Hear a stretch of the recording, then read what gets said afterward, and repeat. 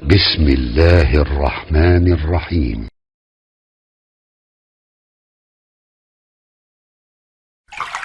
Kita bermohon pada Allah Subhanahu wa taala, semoga pelajaran kita dimudahkan oleh Allah Subhanahu wa taala. Yang kedua, melahirkan manfaat yang bisa kita amalkan dalam kehidupan. Karena sifat ilmu itu selalu dilekatkan dalam Al-Quran dan hadis dengan sifat amalan. Allah tidak menyukai orang-orang yang punya ilmu tapi tidak mengamalkan amalnya. Tidak mengamalkan ilmunya. Seperti halnya Nabi SAW menyifati amalan yang baik dengan pengetahuannya. Bahkan Al-Quran melarang kita mengerjakan satu perbuatan tanpa didasari dengan dasar pengetahuannya. Turunlah Quran surah ke-17 Al-Isra ayat 36. وَلَا تَقْفُ مَا لَيْسَ لَكَ بِهِ عِلْمٍ إِنَّ السَّمْعَ وَالْبَصَرَ وَالْفُؤَادَ كُلُّ أُولَئِكَ كَانَ عَنْهُ مَسْئُولًا. Jangan sampai Anda mengikuti satu aktivitas tapi tidak tahu dasar pengetahuannya. Bahkan tadi di CMNP saya sampaikan, maaf ya teman-teman, kadang-kadang kita sering bercanda atau melakukan perbuatan ini. Padahal ini kata Quran walaupun sederhana itu nggak boleh dikerjakan. Misal, ayo ikut saya yuk. Kemana? Nggak usah banyak tanya, pokoknya ikut aja dulu. Dan Anda ikuti itu. Nah itu padahal kalau pakai pengetahuan Quran itu nggak boleh. Kalau kita gunakan tuntunan Quran itu nggak boleh. Karena Anda tidak tahu mau dibawa kemana. Boleh jadi dibawa ke tempat maksiat dan sebagainya, itu yang tidak dibenarkan oleh Al-Quran. Jadi pekerjaan tanpa ilmu juga tidak baik. Ya, ilmu tanpa amal disebut juga dengan sesuatu yang gersang. Dan ilmu yang kemudian tidak diamalkan bahkan dikecam oleh Al-Quran. Apalagi ustadz yang tidak mengamalkan isi dari apa yang disampaikan pada jamaahnya. Itu sangat fatal. Ya, bahkan disebut oleh Quran seperti orang yang kehilangan akalnya.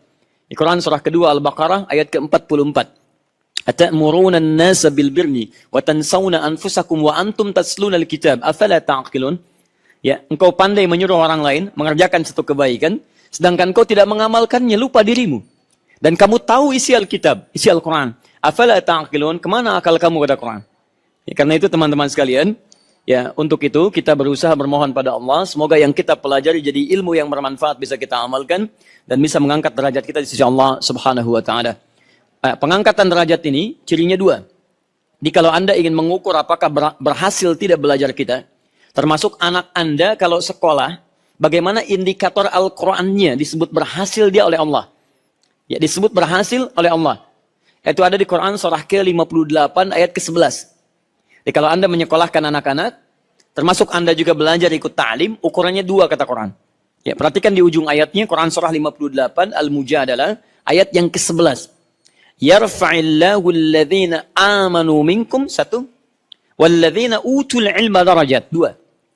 Di keberhasilan orang belajar itu, kata Al-Quran, akan diangkat derajatnya oleh Allah. Ya, di mana pengangkatan pertama? Diberikan tambahan di dua hal. Ya, hal pertama, perhatikan baik-baik. Yarfa'illahu alladhina amanu, imannya dulu. Amanu minkum. Jadi disebut pelajar itu dengan orang-orang beriman. Kata para ulama, salah satu maknanya bukan hanya menunjukkan yang belajar orang beriman, bukan. Tapi menunjukkan dengan belajarnya itu imannya pun jadi terangkat. Disinilah kata para ulama, kalau Anda ingin mencari tempat belajar, termasuk menyekolahkan anak-anak Anda di mana dia sekolah, carilah sekolah yang bukan hanya meningkatkan pengetahuannya, tapi saat yang bersamaan meningkatkan keimanannya di hadapan Allah Subhanahu wa taala. Anda kenal Maryam? Baik. Saya terlalu cepat? Baik, saya lambatkan sedikit. Ibu kenal Maryam? Tidak, alhamdulillah ya. Baik. Tayyib. Maryam itu saat ibunda dan ayahandanya bercita-cita bahkan bernazar kepada Allah supaya anaknya jadi ahli ibadah, itu bukan sekedar berdoa, Bu. Anda boleh cek di Quran surah ketiga Ali Imran ayat 35 sampai dengan ayat 37. Sebelah kiri di mushaf pertengahan sampai dengan akhir ayatnya, sampai bawahnya. Baik, lihat baik-baik. Sejak dalam kandungan, ibunya berdoa. إذ قالت امرأة عمران رب إني نظرت لك ما في بطني محررا فتقبل مني. Ya Allah, saya bernazar anak saya ini, saya siapkan menjadi ahli ibadah. Mohon terima ya Allah, mohon terima. Apakah cukup dengan berdoa? Tidak. Perhatikan duhai para orang tua yang mengharapkan anaknya jadi anak saleh. Tidak cukup Anda berdoa kepada Allah, anak Anda jadi saleh. Ternyata ketika lahir, diberi nama yang baik, Maryam. Didoakan kepada Allah. Perhatikan, saat didoakan itu, dicarilah kemudian guru yang baik, yang bisa mengantarkan pada kesolehannya. Pada saat itu yang paling soleh dan pintar, itu Nabi Zakaria. Di ketika mencari pembimbing, cari guru, bukan cuma pintar, cari yang soleh sekalian. Kalau cuma pintar banyak, dan persaingannya pun, aduh, nggak susah. Anda mencari orang pintar, non-muslim pun mencari yang pintar juga.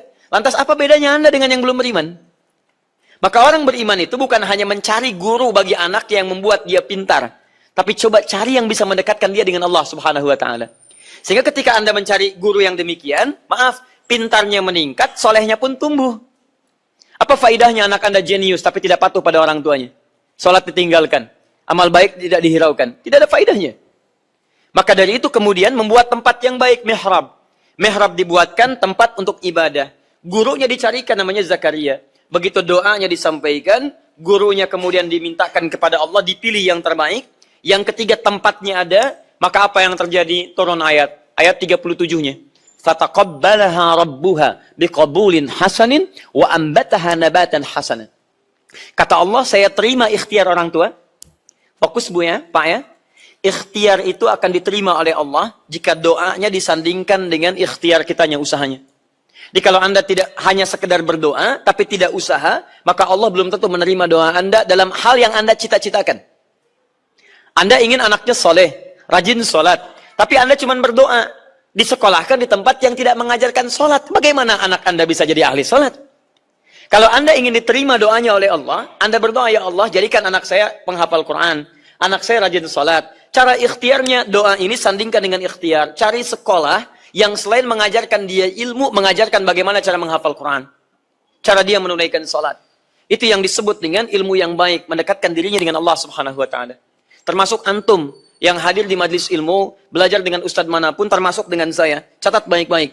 Kalau pelajaran yang saya sampaikan tidak membuat iman Anda meningkat, tidak menjadikan Anda lebih dekat dengan Allah, catat kalimat ini. Tinggalkan saya, cari ustadz lain yang lebih baik bisa mengajarkan Anda.